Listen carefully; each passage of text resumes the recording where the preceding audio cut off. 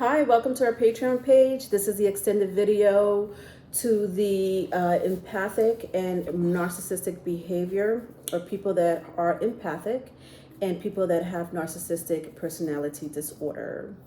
You could catch us on YouTube. The link to our YouTube page is on the Patreon channel here on the Patreon page. So you'll see our YouTube page to see more videos that we have uploaded on YouTube. But for our members, we want to thank our members for, just being just being here and supporting us for sure. Thank you, guys. And Riley and I are going to talk a lot more about relationship advice, self-help, and astrology. Motivation, a little bit of everything. Yeah. One-stop shopping, I like to call it. And don't be afraid to, leave any comments or suggestions, for something that you may want to see us do or talk about in the future, okay? Understand that there's 3 tiers and you need to read through it to see if we could help you in any way, okay? So let's continue with the empathic people. Empathic people are overly giving. When I think about empathic people, I think about a Pisces because they just don't know when not to give. Even Leos, to an extent, I feel like Leos, they have like amazing hearts, and not to bring astrology into it, but it just reminds me of the energy of, Pisces and Leos. And Pisces is more like unconditional love, compassionate, and the fact that they feel other people and they're drawn to the dark a lot of times, and which are narcissistic people, because they want to help them. And if they could help them in any way, then they will give their time, to surrender their energy to help that person that's struggling. But I feel like that is where they get in trouble with narcissistic people, because narcissistic people are looking for people that have that empathic energy. Well, let's keep in mind and put it all in perspective that if what you're doing is coming from an origin of trauma, that even it's a good and honorable deed, some way, somehow, eventually is gonna bite you. Because if I'm giving because I'm hurting and I'm attracting people who hurt, how do I ever heal? Sometimes healing and soul searching, no pun, is an internal journey. And in that internal journey, you may have to heal yourself. But if you're constantly trying to give what you don't have, you're killing yourself slowly. And you make yourself believe it's because you're kind-hearted, it's because you're a good person, and you are. You just might be. But at what cost if it's trauma-based? So the empath has to learn to put themselves first so they can love others properly, as opposed to loving others who hurt them in the name of compassion and selflessness.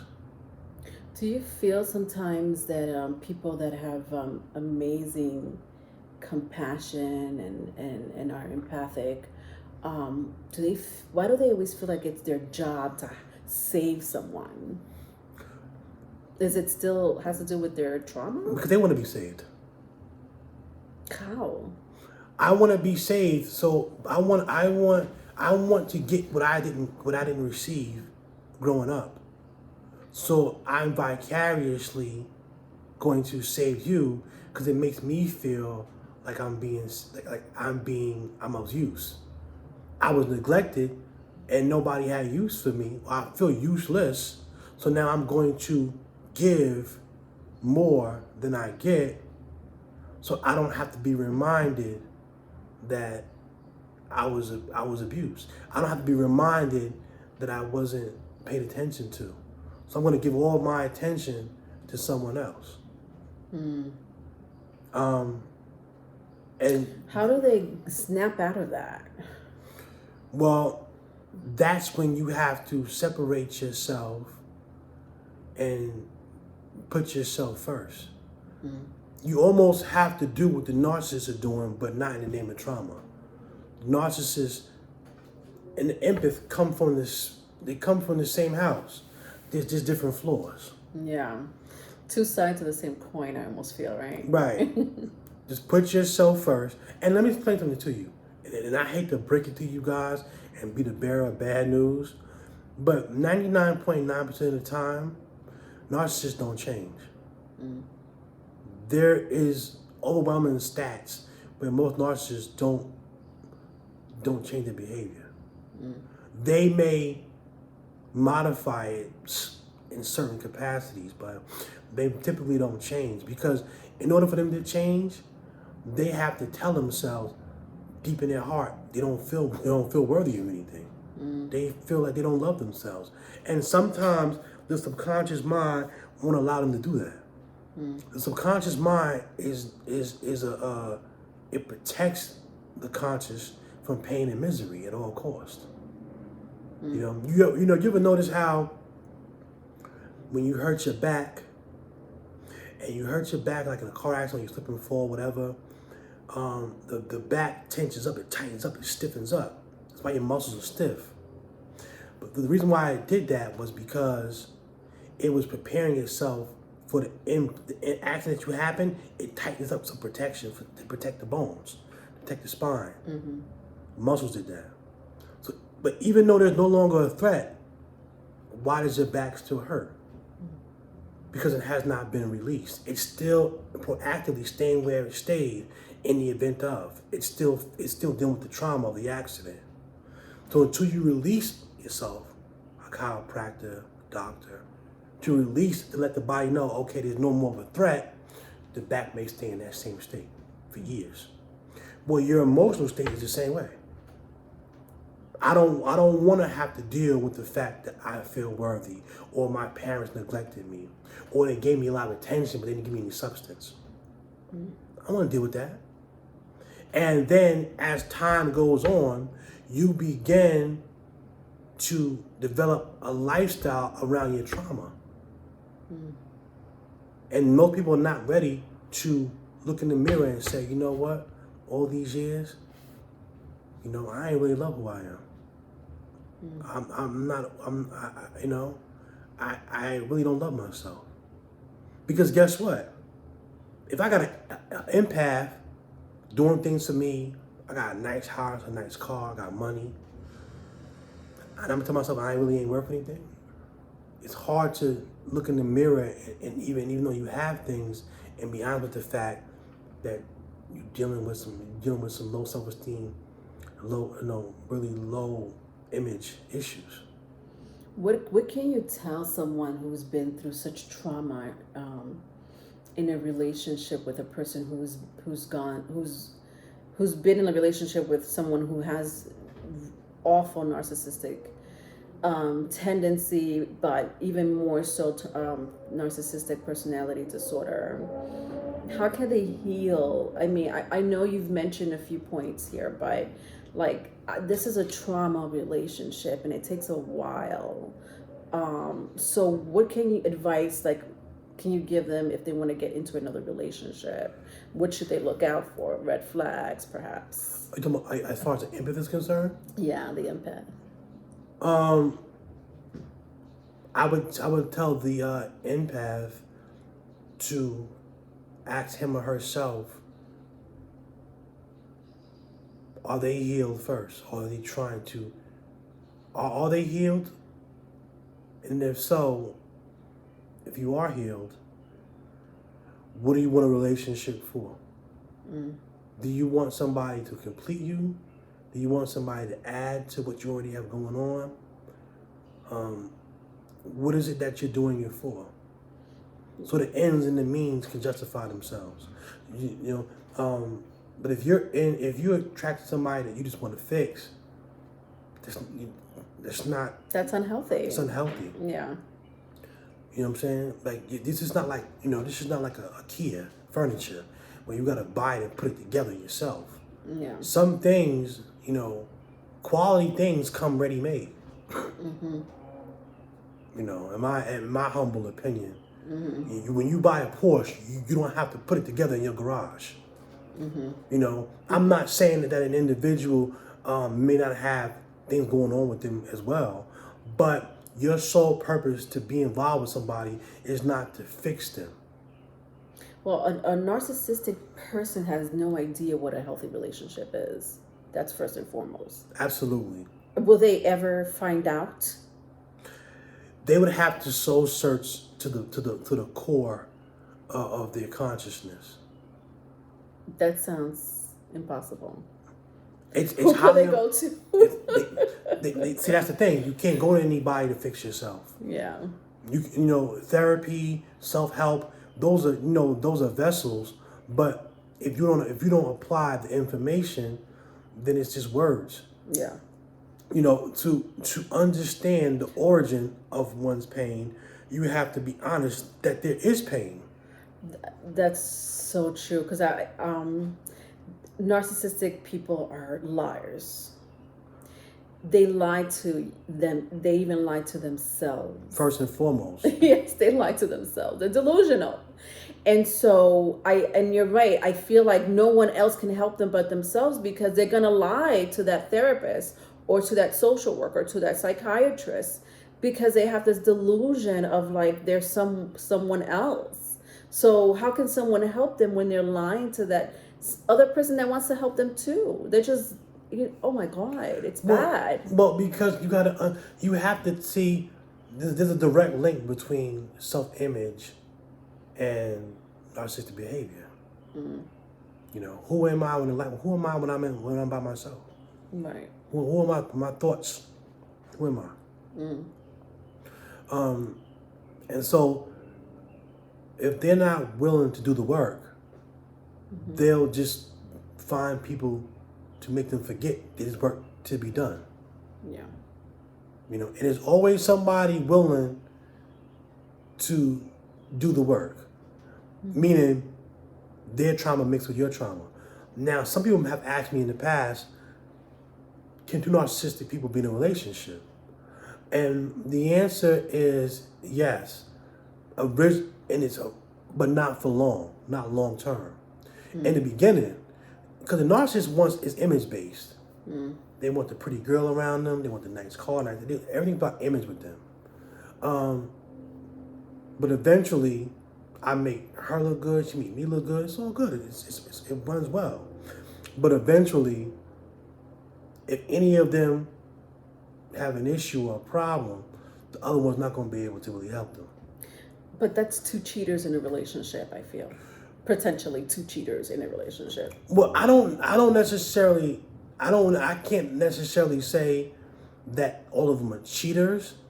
I can just say they don't really care about the other person as much as they care about themselves, at least, and I would say about 90-10. So they may cheat, and if they do cheat, they don't care. But if they're in a relationship and they don't cheat, you know what I'm saying? They don't care about her anyway, or vice versa.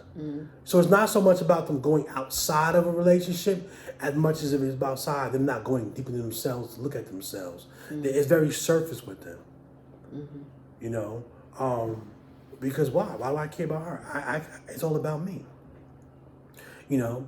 And just because you have these traits don't necessarily mean that you're a narcissistic person. There's different things that narcissistic people do, who they be around, how they operate, their behavior patterns that they display. It's not just limited to being grandiose, that we were talking about before. You have, like I said, mentioned before, you have self-esteem variables, you have enlisting, you have avoiding.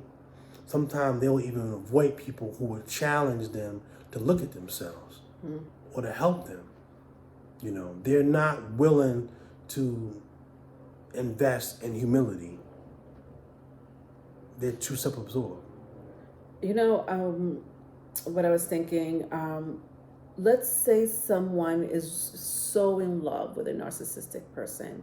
Maybe it's their own family member that they really love. Mm-hmm. How can you tell someone, to help someone like this, or maybe not help, because I know you just said they need to really help themselves at the end of the day, but they both need to help themselves at the end of the day. But how can you tell someone who's really like, if I come to you and I say, Riley, I really love my husband, I'm not trying to divorce him. He has narcissistic tendency. I'm pretty sure he probably has a personality disorder. But how can I be in a relationship, in a healthy relationship with my husband? Is that possible? Well, I would never say that lines of communication are not important, and you should definitely put the lines of communication out there. But you have to be prepared in the event that the result from those lines of communication does not in your best interest long term. You have to be prepared to make an exodus. See, like you said, I don't want to leave, but you can't serve two masters. You can't say it's unhealthy and it's hurtful, but I don't want to leave. See, you're lying to yourself, and when you start lying to yourself, you leave room to be disrespected and lied to. Yeah. Somebody say, "Oh, that's very harsh. That's very extreme." Well, you have an option. You can attempt to alter somebody's free will, and let me know how that goes. Or you can emancipate yourself spiritually and say, I don't want to be around anybody that's not going to add to love that I have for myself. It's interesting that you say that, because I always mention people that have their own agenda on earth, people that have their own soul contract, their own soul's mission on earth. And it never pertains to your partner, it pertains to yourself. That's just my opinion. Unless you're Gandhi, or like this, big, like Oprah Winfrey, people that are, humanitarian in some sort of way. But even then, in their personal life, they still have a soul's mission. And I just feel like that soul mission or their agenda, even if they do cross path with someone that's narcissistic, I just feel like it's a learning lesson to them, and it builds them up to be more spiritual. I always see that energy somehow, like when you, after being with someone who's traumatized you in a relationship, and you've given it your all, and you said, you know what, I'm done. There's something spiritual about that energy, I feel, right? Well, like I mentioned before, it's called emancipation. Yeah. When you freed yourself. But the reason why you feel better is not because of leaving the person solely, it's because you stop lying to yourself originally. Interesting. So you have freed yourself, so you have taken that red pill, and you can see what you need to see for what it is, not for what it pretends to be. So that's why you feel better. You didn't feel better because you left the narcissist. You left the narcissist. You left the narcissist because you felt better about yourself. Yeah. You have to. And I'm using the word self a lot, but not in a narcissist way. See the difference? Self in the sense of you weren't put on this physical vibration, on this plane, to be taken advantage of. Okay? Narcissistic behavior is not, I repeat, is not congenital. You're not born with it.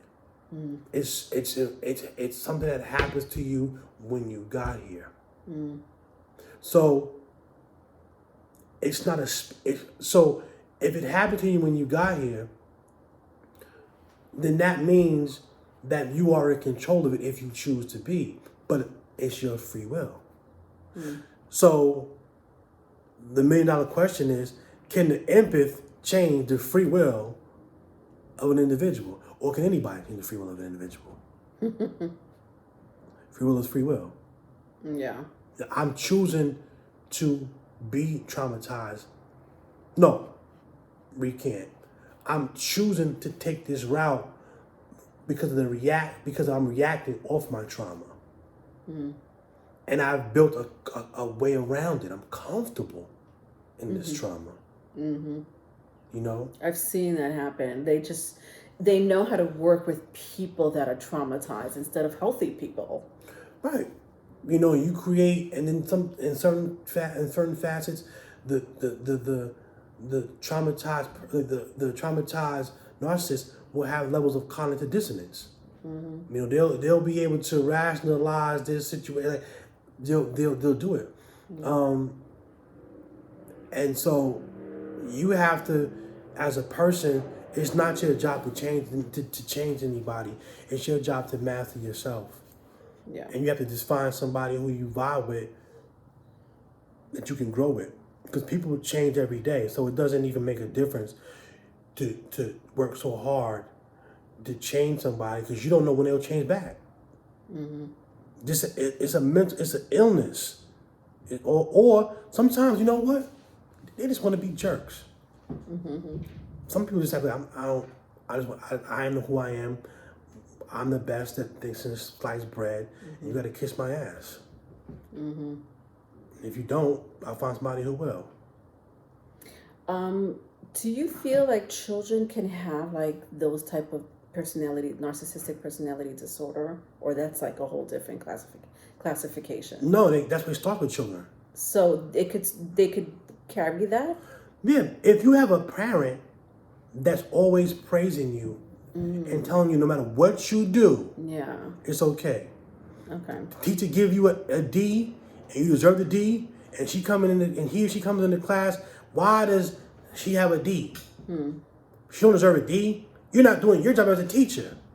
See, now you don't have to be accountable for your behavior. You're learning through parental situations that you are great no matter what you do, and no matter who you do it to. Wow. You know, so it starts when you're young, because what's happening is it's overindulging of self-praise, but then there's no balance. Yeah. Did you ever watch Boys in the Hood? And there's a point in the movie when they're on a boat, him and his father talking. That's one-on-one time. Yeah. See, they don't give the child that. They give the child, you know, the Instagram and the Facebook. Here's my child. My child did this, and my child did that, and my child did this. But you're not giving them no one-on-one time. You're not building with your child. Yeah. You got, sometimes you can go as far as saying, you know what, I'm gonna talk to the teacher, and I'm gonna find out why you got that D. Yeah. And I'm gonna take what she's saying. I'm gonna look at what you do at home, and I'm gonna make an assessment. And I'm gonna put you in a position to see what you can do better next time. But I know that teacher's not lying. Now I'm not gonna disrespect that teacher. I mean, I'm not gonna embarrass you in front of the teacher. I'm gonna listen to what she's saying. And if she happens to be wrong, we'll deal with it. Yeah.